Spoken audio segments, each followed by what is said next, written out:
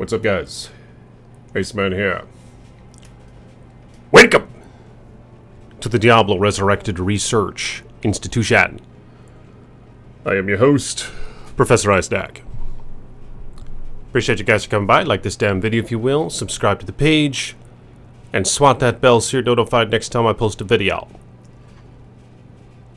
But again, don't swat it too hard, or you might end up like me. I fractured 2 fingers on my hand, and I'm gonna have this thing on my hand for another 5.5 weeks, and hopefully it's gonna be working all right when it comes off.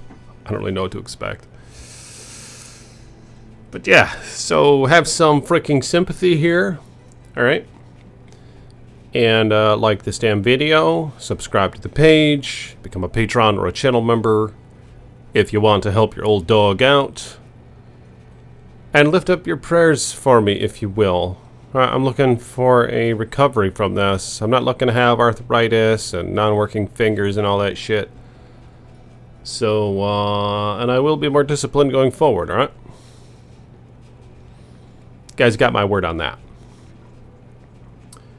For whatever that's worth. But what we have here is a barbarian. Just like the barbarian in the last video where I was using, one of which I was using Rixot's Keen, double upped with a Zod rune, and one of them had an Eth rune, the non-ethereal one. A GG combo, and then I tried out Ripsaw, which is cool for style points. But what I decided to try in this video is rather an elite sword. One that isn't often used, but it's probably used more than many of them. Check this thing out. Look how cool that looks. Look how long that thing is on them. And let's go back to Whirlwind here. Oh, there's no Whirlwind there. Okay, that's fine. I'll get Whirlwind. I'll get Whirlwind set up in just a minute here. But Doombringer. Champion Sword. 1-hand damage 114 to 289. 2-hand damage 278 to 390. 8% chance to cast level 3 weekend on striking. Now that is not going to work with Whirlwind, unfortunately. I wish they would change that in a future patch. I know they have in modded versions of D2, like Project Diablo 2, they allowed procs and all that shit to happen. Chance to cast and all that while using Whirlwind, which is, as mentioned, no longer the case. But yeah, hopefully they'll implement that in the future. But let me know if you guys would be interested in that. I mean, it'd make it a lot more viable, and it's not going to be OP. Everybody knows the Whirlwind Barbarian. It's not going to be OP for a long, long time. A lot of changes. You know, you could make them, give them the ability to proc things. That's not going to change much, but that would be cool if you could. Decrepify with Reaper's Toll, and weaken with this, and Decrepify with Lawbringer, amp damage with Atmas, and so forth. But Doombringer is a classic Diablo 1 sword. All right, I remember finding this thing in Diablo 1. It was a bastard sword in Diablo 1, which, strangely enough, is the normal mode item of this base. However, in Diablo 1, the bastard sword was simply a one-handed sword. It wasn't a two-handed sword, and it didn't have the option to be a two-handed sword. It was just a one-handed sword. But it was called Doombringer. It's pretty cool. Style points. But nonetheless, this thing has 250% enhanced damage, adds 30 to 100 damage, 40% bonus to attack rating, 7 life stolen per hit, increased maximum life 20%. So check this out. Without them, I'm at 1930, and with them, I'm at 2638. And we'll see what that looks like with battle orders. So I'll show you the rest of the gear in just a minute. But first, yeah, look at that life now. 3,900 without.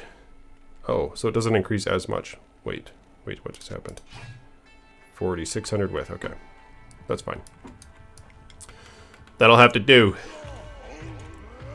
Alright, so let's go and kill some things. So we have Whirlwind, and here's the damage. So I have Berserk, 2,800 damage, and Whirlwind at about 1,900 damage max. Oh, wow. Oh, wow. Impressive. Impressive, wouldn't you say? All right, let's go to the Den of Evil, one of my favorite spots in the game, where it all begins, where you could find that little club to tap the demons over the head with. Everything is new and fresh. You never know what's ahead. You know, you only have up to go. I love that Den of Evil. Of course, this is hell mode, and this guy's pretty decked out. But yeah, this area, just love the atmosphere in here. Nice and simple objective. You gotta be kidding me. How powerful this guy is. Alright, we'll continue on. Yeah, pretty impressive, I would say, so far. Look at how fast he swings it. Jeez, let's berserk here. 1, 2, 3. Oh, there's the weaken. Yep, there's the weaken. I can, of course, proc with any other skill. Just not whirlwind. Yeah, the demon damage is horrendous.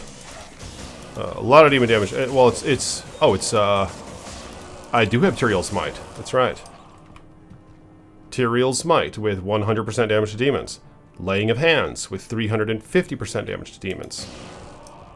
And look at this, how the Tyrael Smite sucks the souls. Maybe Frenzy. Look at it just obliterate. Yeah, I don't know if Frenzy would be something you'd want to try out here. Let's see how fast he swings with Frenzy. It's not bad, but I think I would probably prefer just going Whirlwind and then with Berserk. Oh yeah, look how fast he goes with the Frenzy speed buff. These guys are thick. Are you kidding me? Immune to physical. So look at that. Look at the Berserk just destroy. Alright, so let's go up. I'll show you the rest of the gear, and let's try out Trav. Trav is what's really going to showcase this build, I think. Killing the Council, or attempting to. So, Laying of Hands, Bramble Mets, 20% increased attack speed, 350% damage to demons, and Fire Res. So my res are all maxed out on this guy. I do have a Raven Frost, so I'm doubling up on that Cannot Be Frozen for style points. 250 attack rating, a perfect one. Cold damage, dex, 40 to mana. Cold absorb 20%, Cannot Be Frozen. String of Ears with the life leech and all that crap. Magic damage reduced by 15%, or physical damage taken reduced by 15%. And magic damage reduced by 15. So very nice ring. Mana heal because I needed some mana leech somewhere. And I wanted to keep it cheap. So there we go. And Gore Rider Boots for the trio. The Deadly Strike, the Open Wounds, and the Crushing Blow. Nice run walk as well. High Lords for the one-to-all skills, 20 increased attack speed, and of course that nice Deadly Strike. Tyrael Smite with nothing in it for style points. Get some run walk.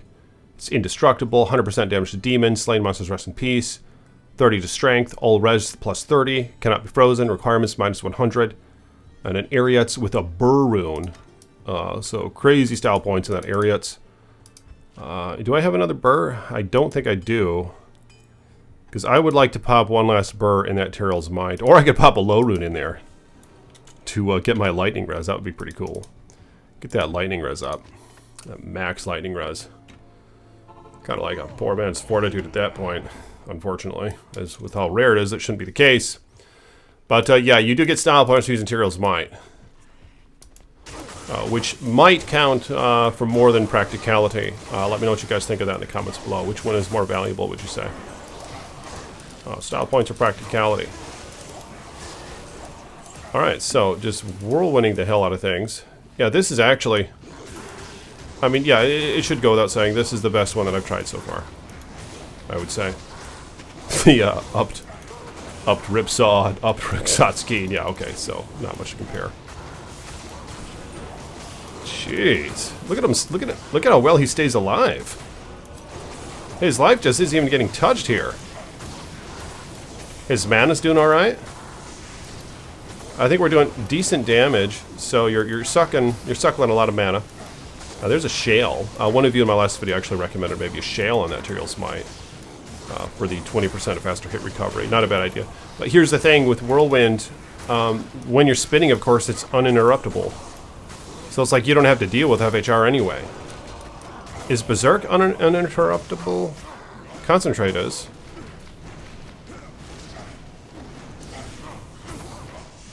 Look at this, they can't even hit me.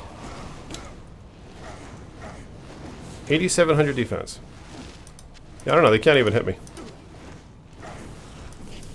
Alright, I mean, I would say, yeah, this is actually... This is pretty impressive for the crappy item that it is. Low root in there, though, as mentioned, is... it's overkill. It's costly. There's really no practical reason you do that, obviously. You could almost make a grief at that point. Which I would like to try, in fact.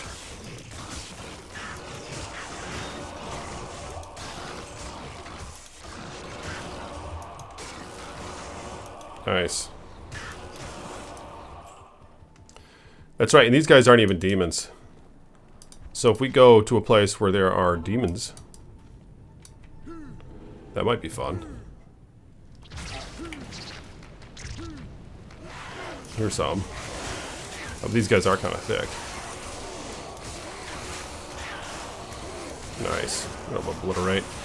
But yeah, again, I really do appreciate you guys. I'm going to be trying out some other sword combinations here. I would like to go through some more uniques with this and keeping the gear the same so we can kind of know how to compare. I mean, I'm thinking dual grandfathers. That would be pretty epic. But realistically, I want to try a lot of things and just see how they do. You know, it's kind of fun actually trying out these low-level things and upping them and all that. Double upping them. Just to see how it goes, because I've always kind of wanted to do that during a playthrough, like up an item. But the problem is there's not many low-level weapons that have like nice damage mods. You know what I mean? That would be worthy of upping. An exceptional version, an exceptional item, for instance, would be Bariza. I think is one that sometimes people up into a Colossus crossbow or whatever. But in that case, it's quite burdensome. A lot of strength requirement to use that thing. So it might be a bit debatable as to whether or not that's even worth upping, because you could otherwise put the strength points into dex, which do help with your damage output. But I think overall it is beneficial to up it for damage. But there might be some other examples. But yeah, comment below your thoughts on these matters. Like this video if you will. I really appreciate all you guys. Thank you for your support on this channel. And I'll see you in my next video, alright? Peace be with you.